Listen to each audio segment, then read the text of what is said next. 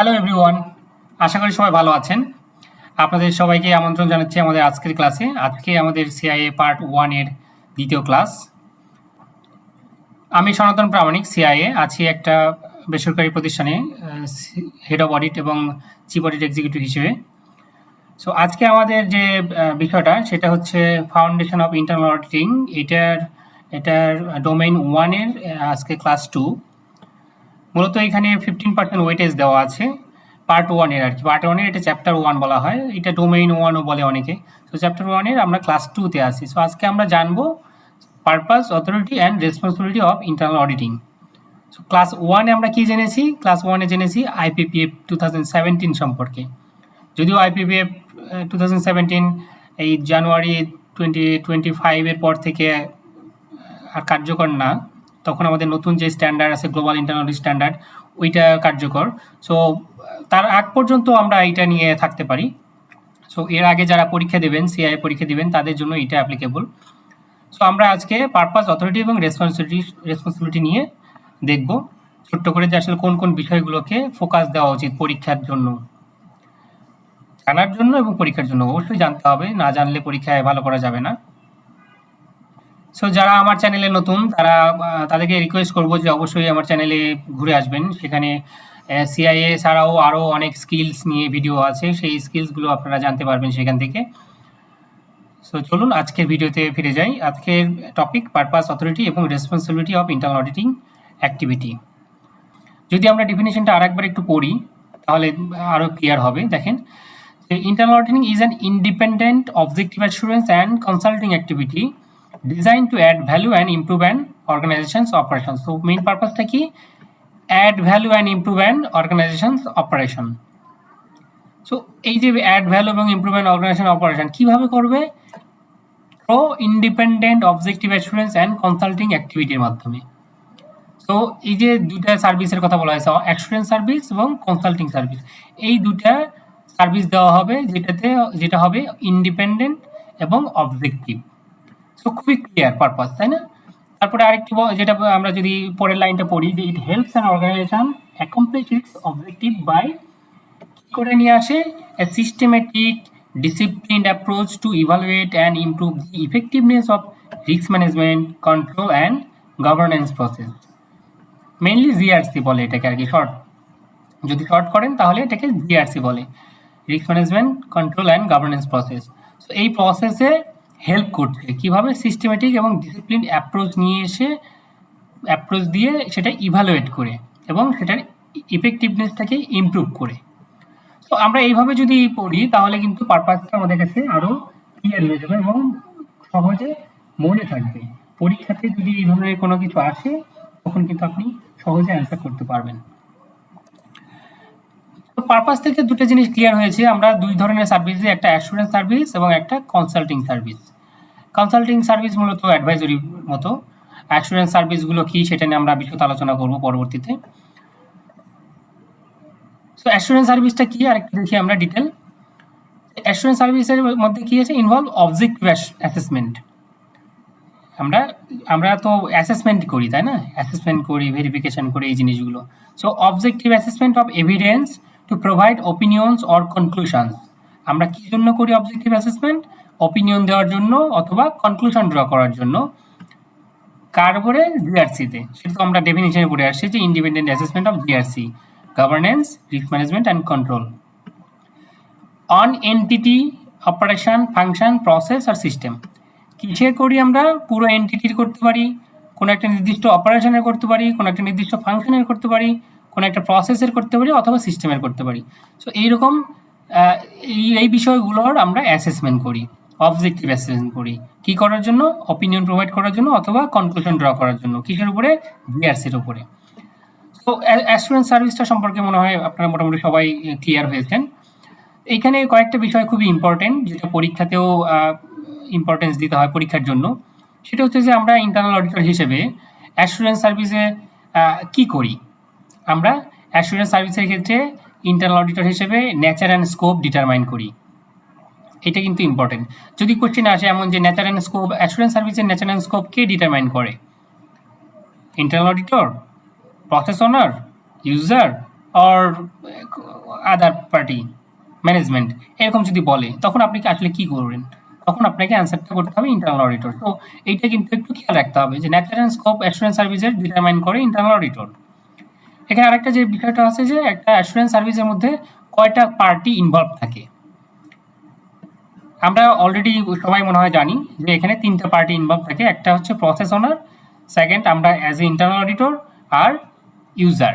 Process owner কারা? যে বিষয়টা আমরা অডিট করতে গিয়েছি, ধরেন আমি এইচআর অডিট করতে গিয়েছি, সো এইচআর ডিপার্টমেন্টের যে লিড থাকবে অথবা HR department as a whole, তারা হচ্ছে প্রসেস ওনার। ইন্টারনাল অডিটর তো আমরাই। আর ইউজার কারা? ইউজার হতে পারে, সেটা এমডি হতে পারে, এক্সিকিউটিভ ডিরেক্টর হতে পারে, অথবা বোর্ড, তাই না? এরা হচ্ছে ইউজার। ইভেন প্রসেস ওনারও সেখান থেকে ইউজারের ডেফিনেশনের মধ্যে চলে আসবে, কারণ প্রসেস ওনারও আপনার রিপোর্টটাকে ইউজ করে সে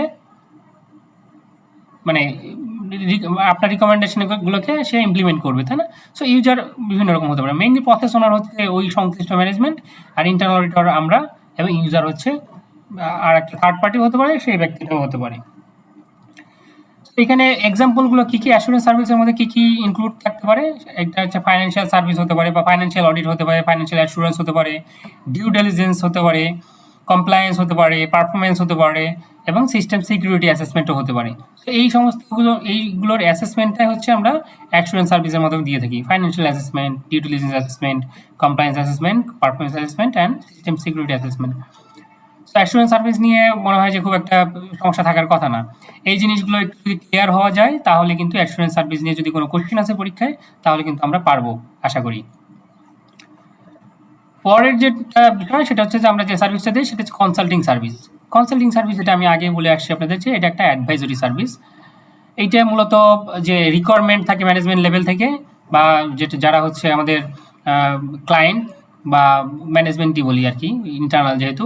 সো ক্লায়েন্ট কাছ থেকে রিকোয়ারমেন্ট থাকে, সেই রিকোয়ারমেন্ট অনুযায়ী আমরা সার্ভিস দিই। অ্যাডভাইজরি সার্ভিসটা কি? আর perform at the specific request from engagement client. দেখা গেলো যে কোনো একটা ট্রেনিং অ্যারেঞ্জমেন্টের কথা বলা হচ্ছে, সেটাও কিন্তু আপনার অ্যাডভাইজরি সার্ভিসের মধ্যে পড়বে। আপনাকে ফাইন্যান্সিয়াল বিষয়গুলো নিয়ে অথবা কন্ট্রোল নিয়ে আপনাকে একটা ট্রেনিংয়ের জন্য বললো ম্যানেজমেন্ট, আর মিড লেভেল ম্যানেজার অথবা লোয়ার লেভেল যারা আছে তাদেরকে ট্রেন আপ করার জন্য, অথবা ফাইন্যান্সিয়াল লিটারেসি নিয়ে আপনাকে ট্রেন আপ করার কথা বললো, সেটা হচ্ছে আপনার হবে কনসালটেন্সি সার্ভিস, সেটা অ্যাসুরেন্স না কিন্তু। সো এটা কিন্তু একটু ক্লিয়ার থাকতে হবে এই বিষয়গুলোতে, যে আসলে কোনগুলো অ্যাসুরেন্স সার্ভিস, কোনগুলো অ্যাডভাইজরি সার্ভিস বা কনসাল্টিং সার্ভিস।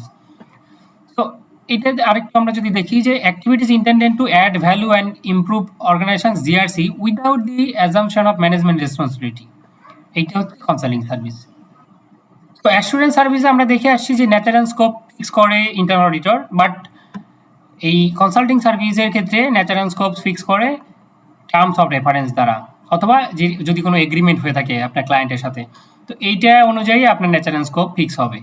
এখানে ইন্টারনাল অডিটরের জুরিসডিকশনটা কিছুটা কম, কারণ হচ্ছে যে যেহেতু স্পেসিফিক রিকোয়েস্ট করতেছে এঙ্গেজমেন্ট ক্লায়েন্ট, তো তার ইম্পর্টেন্সের বিষয়গুলো বা তার সে কী চায় সেই বিষয়টা কিন্তু এখানে ইম্পর্টেন্ট। হ্যাঁ, সো এখানে আরেকটা বিষয় যেটা, সেটা যে আগে অ্যাসুরেন্স সার্ভিস আমরা দেখেছি যে 3টা পার্টি ইনভলভ, বাট কনসাল্টিংয়ের ক্ষেত্রে কিন্তু অনলি 2 পার্টি ইনভলভ। এটাই মনে রাখতে হবে। একজন হচ্ছে ইন্টারনাল অডিটর, আর সেকেন্ড হচ্ছে যে এঙ্গেজমেন্ট ক্লায়েন্ট থাকবে, বা ম্যানেজমেন্ট লেভেল থেকে যদি হয় সেই ম্যানেজমেন্ট, তাই না? সো এইখানে 2টা পার্টি ইনভলভ, এখানে কোনো ইউজার, আলাদা কোনো ইউজার নাই, বাট অ্যাসুরেন্সে কিন্তু আলাদা একজন ইউজার থাকে। সো এখানে এক্সাম্পলগুলো কী কী আমরা একটু দেখি। একটা হতে পারে ট্রেনিং, কোনো একটা বিষয়ে অ্যাডভাইস হতে পারে, কোনো একটা ফ্যাসিলিটেশন হতে পারে, অথবা কোনো কাউন্সেল হতে পারে। তো এই বিষয়গুলো কিন্তু একটু খেয়াল রাখবেন, দেখবেন আপনারা যে স্টাডি ম্যানুয়াল ইউজ করবেন সেইখানে হয়তো আরও ডিটেল বলা থাকবে এই সমস্ত বিষয় নিয়ে, এক্সাম্পলগুলো নিয়ে। তো এইগুলো যত বেশি আপনারা দেখবেন বা মনে রাখবেন, সেটা আপনার পরীক্ষার জন্য, পরীক্ষাতে ভালো করার জন্য আর কি সুবিধা দিবে। সো কোন বিষয়গুলো কনসাল্টিং সার্ভিস, কোন বিষয়গুলো অ্যাসুরেন্স সার্ভিস, এটা একটু ক্লিয়ারলি আপনাদের আন্ডারস্ট্যান্ডিং থাকতে হবে, হ্যাঁ, ভালো করার জন্য। সো নেক্সট সেগমেন্টে আমরা চলে যাচ্ছি। নেক্সটে যে বিষয়টা আমরা দেখব সেটা হচ্ছে যে অথরিটি। আমরা পারপাস দেখেছি, পারপাসের মধ্যে 2টা ডেফিনেশনও দেখলাম, আমরা অ্যাসুরেন্স সার্ভিস দিই এবং কনসালটেন্সি সার্ভিস দিই, সেটাতে কী কী বিষয়গুলো ইনক্লুডেড সেই জিনিসগুলো আসছে। এখন আমরা যেটা দেখবো সেটা হচ্ছে অথরিটি। তো ইন্টারনাল অডিটের অথরিটিটা কিভাবে আসে? নর্মালি ইন্টারনাল অডিটের যে অথরিটি, সেই অথরিটিটা একটা ফর্মাল অডিট চার্টারের মাধ্যমে আসে। এই চার্টারটা বোর্ড অ্যাপ্রুভড। সো বোর্ড আপনাকে অথরাইজ করে দিচ্ছে পুরো অর্গানাইজেশনের বিভিন্ন ট্রানজেকশন দেখা, ডকুমেন্টস দেখা। সেখানে কিন্তু আসলে কোনো রেস্ট্রিকশন থাকার কথা না, তাই না? বোর্ড যেহেতু অথরাইজ করতেছে। তো এই জায়গাটাকে থেকে মেইনলি ইন্টারনাল অডিট চার্টারই আপনাকে হচ্ছে একটা অথরিটি দিবে পুরো অর্গানাইজেশনে কাজ করার, পুরো অর্গানাইজেশনে আনরেস্ট্রিক্টেড অ্যাক্সেস দিবে আর কি। তো এইটা একটু দেখতে হবে আপনার। এইটাও পরীক্ষায় মানে আসে, মাঝে মাঝে আসে। এটা খেয়াল রাখতে হবে যে আসলে ইন্টারনাল অডিট চার্টারটা অ্যাপ্রুভ করে কে? অ্যাপ্রুভ করে নর্মালি বোর্ড। নর্মালি না, all the time board. So তারা বোর্ডই আপনাকে অথরিটি গ্র্যান্ট করছে। হ্যাঁ, আরেকটা বিষয় এখানে, আরেকটা যে ইম্পর্টেন্ট বিষয় সেটা আপনাকে খেয়াল রাখতে হবে, যে সেটা হচ্ছে যে সিনিয়র ম্যানেজমেন্টের সাপোর্ট ছাড়া শুধুমাত্র বোর্ড আপনাকে অথরাইজ করে দিলেই যে আসলে আপনি অ্যাক্সেস পাবেন, বিষয়টা এরকম না। ইন্টারনাল অডিট চার্টারটা সিনিয়র ম্যানেজমেন্টেরও ওখানে অ্যাকনোলেজমেন্ট লাগবে। বোর্ড অ্যাপ্রুভ করতেছে, বাট সিনিয়র ম্যানেজমেন্টের অ্যাকনোলেজমেন্ট ছাড়া সেখানে কিন্তু আপনি অ্যাক্সেসটা পাবেন না।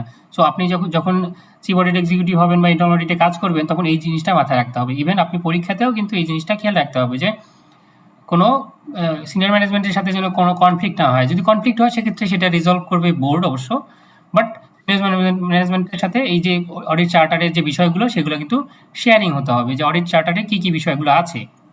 সিনিয়র ম্যানেজমেন্ট যদি সেখানে একমত না হয় তাহলে কিন্তু আবার প্রবলেম।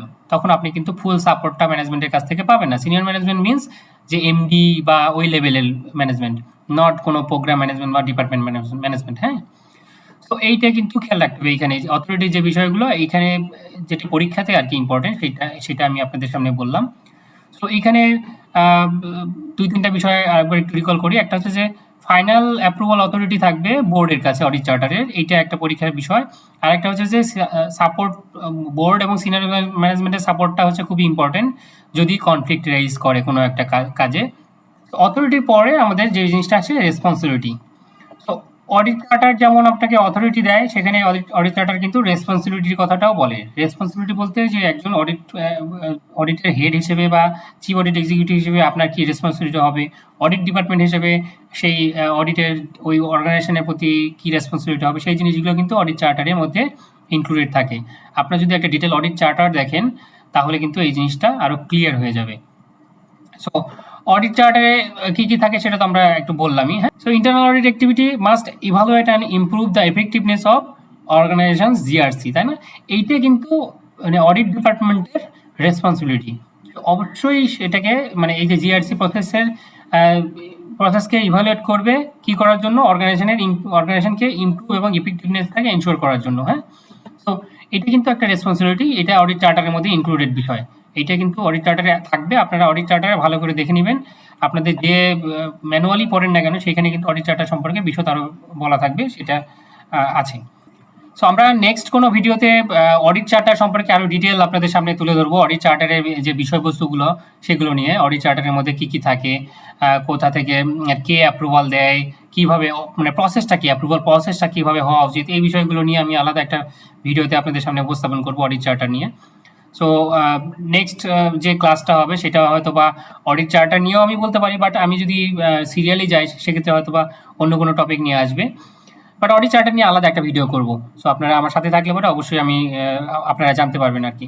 সো নেক্সট ভিডিও দেখার আমন্ত্রণ জানিয়ে আজকের মতো এখানে শেষ করছি।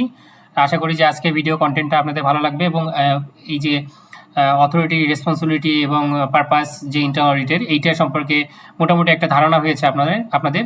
এখন যদি আপনারা স্টাডি ম্যাটেরিয়াল একটু পড়ালেখা করেন তাহলে হয়তো আরও ক্লিয়ার হবে বিষয়টা, এবং পরীক্ষাতে এই সমস্ত বিষয় নিয়ে যদি কোনো কোয়েশ্চেন হয় অবশ্যই সেটা অ্যান্সার করতে পারবেন প্রপারলি। সো ভিডিও ভালো লাগলে অবশ্যই লাইক দিয়ে, কমেন্ট করে, শেয়ার করে পাশে থাকবেন, এবং যদি কোনো বিষয়ে জানার থাকে কমেন্ট করে জানাবেন। আমি চেষ্টা করব সেই সমস্ত বিষয় নিয়ে ভিডিও করার। সো পরবর্তী ভিডিওর আমন্ত্রণ জানিয়ে আজকের মতো এখানেই শেষ করছি। ধন্যবাদ সবাইকে, ভালো থাকবেন।